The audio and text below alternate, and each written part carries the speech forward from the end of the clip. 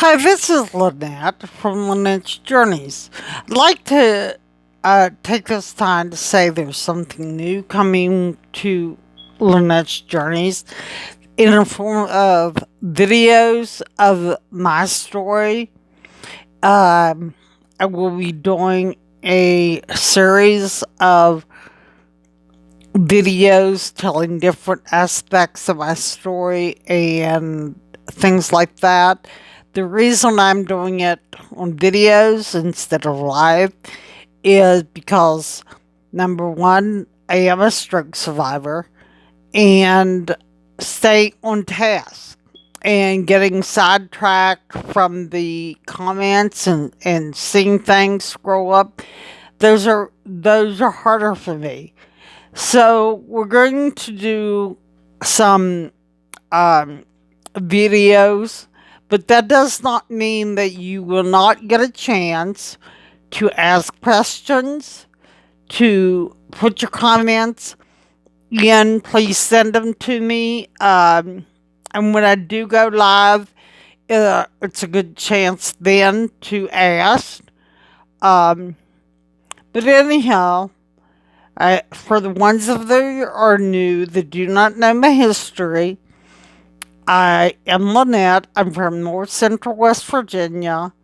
I am very rural area. Um, so, a lot of us say we live in nowhere, West Virginia, because we used not to even be on the map. But anyhow, I have had, a little more about me. I am single. I've been married twice. I have 3 sons from my first marriage. I have 8 grandchildren. I had 1 granddaughter before I had my stroke, my aneurysm strokes. Okay, I got trigeminal neuralgia at 33 and had my first brain surgery with 34. And that one disabled me. At the time, I worked in a hospital operating room. And that disabled me because with trigeminal neuralgia, you cannot handle air or anything touching your face. So I had trigeminal, got it on the right side of my face. I had 4 microvascular degeneration of the cranial nerves. During the 4th one, they found a brainstem aneurysm that was leaking, and they biopsied it. Well, guess what? That's leaking more. Then they told me they couldn't fix it. They said we can't fix it. You either can stay here and we end up with huge hospital bill, or you can go home and pass away with your family.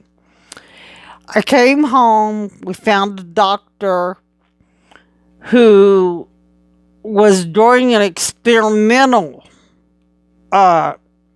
thing and this doctor was found through a friend, through a friend, through a friend type thing. So it was totally, off the wall that we even found him. It was a total miracle. But I went 8 hours from my house to Philadelphia and was super glued. Now, putting super glue in an aneurysm to fix it in the brain, at that time, this was done in 2000. It was fixed in 2003. It was found in October in 2002. So at the time, the doctor had only done 3 patients, and the first one didn't make it.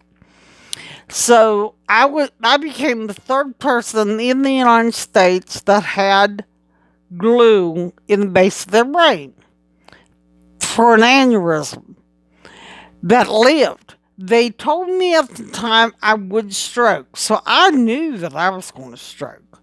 I knew that I was going to have a stroke, but I thought, oh, if I can deal with that. I have since then now had 8 strokes. So, a short version of what I went through is 4 brain surgeries that disabled me at, at 34, and then um, now 8 or 7 inner ear strokes. And inner ear strokes you're not supposed to live through because that affects your swallowing, you're capable of breathing, allow your breathing, your swallowing, and that affects a lot of the brainstem strokes affect a lot of that area. So the fact that I have lived through 7, now remember, this doctor was found by chance, and I lived through 7 brain stems, and then the last stroke was because of the virus. So people with this coronavirus going around now, please be careful because my last stroke, and it was called an inner ear stroke. Now I didn't know that you could have an inner ear stroke, but I had an inner ear stroke 3 years ago, and it was because of virus.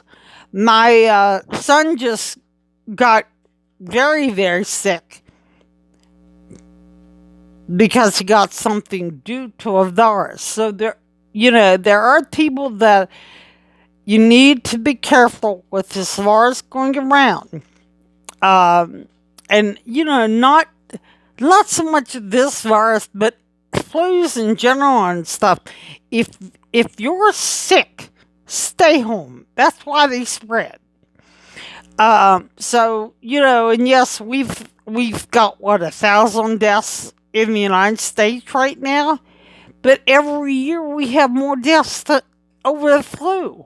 So over the flu, people need to be careful. Sorry, that's my rant. But anyhow, I had the inner ear stroke. Now, another thing, I have Bell's palsy. I've had it since '02. That was the first symptom that there might have been something there. Now, I had Bell's palsy before. This is actually the 9th time. And they're thinking now that it was the aneurysm that was acting up all these years that I've had Bell's palsy. And that's what was causing it. So the aneurysm push on the cranial nerve that causes the Bell's palsy. So now that there's glue in there, it is permanent. And if you look at my forehead, I don't wrinkle on this side. I have no wrinkles on this side of my face because of Bell's palsy. Now that is also the side that has the trigeminal neuralgia. And so, the cold affects that. So in the wintertime, this self-isolation isn't a whole lot new for me because in the winter I'm in the house. Unless somebody comes in here to see me and me stay away from the door for them to get in, I don't go out. So anyhow, I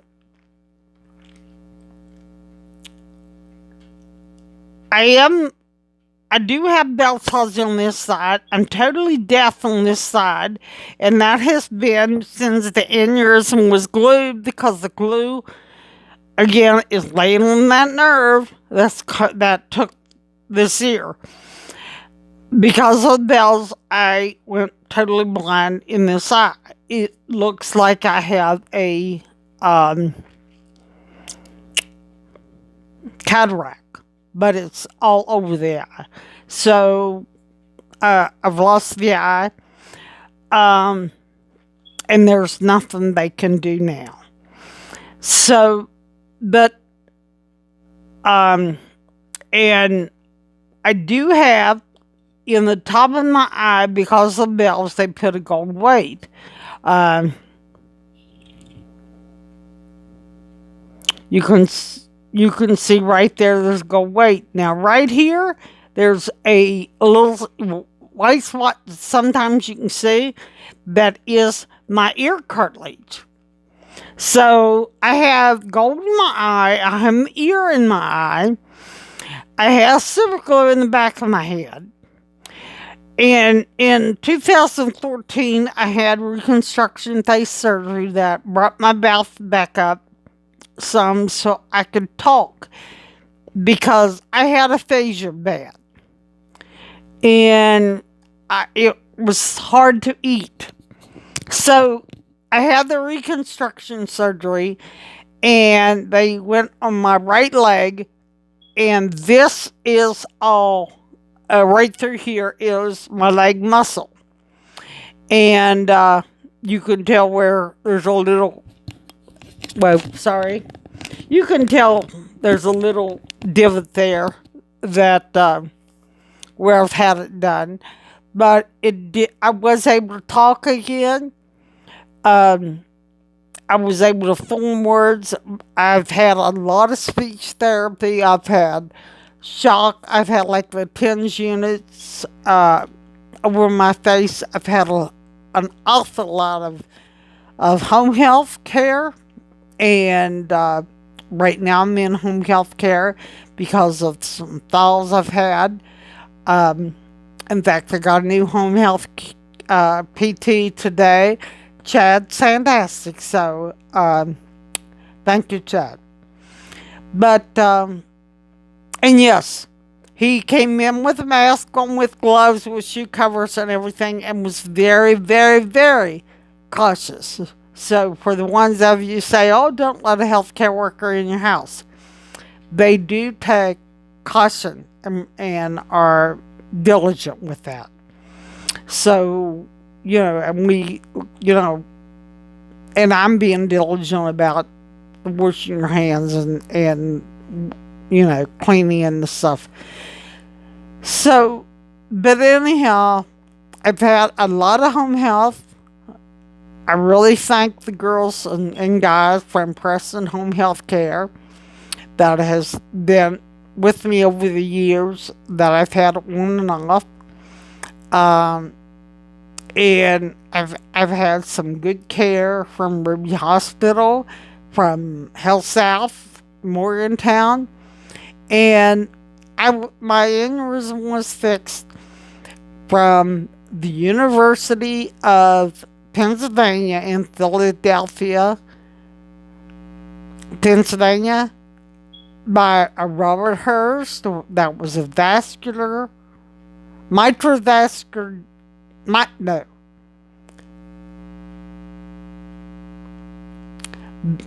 vascular radiologist. I believe that's what he was called. But he was in the University of Pittsburgh in Philadelphia. So I do thank my kids, my family that have been here over I'm now 17 years out.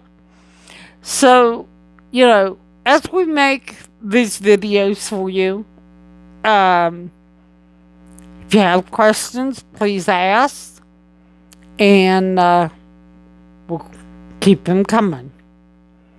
God bless.